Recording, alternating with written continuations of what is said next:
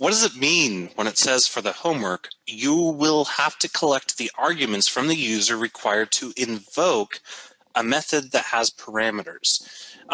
Basically, what I want to avoid is I want to avoid people writing programs like this, what I have already demonstrated, with just console write lines out. I want people to write methods, abstract methods that take in parameters, and then I want the user to be able to input those parameters into the program when invoking the methods on the particular pets. So I want the user to have to be able, or to be able to actually change the parameters that are passed in, so that you're actually performing a computation instead of just console write lining out or passing in constants.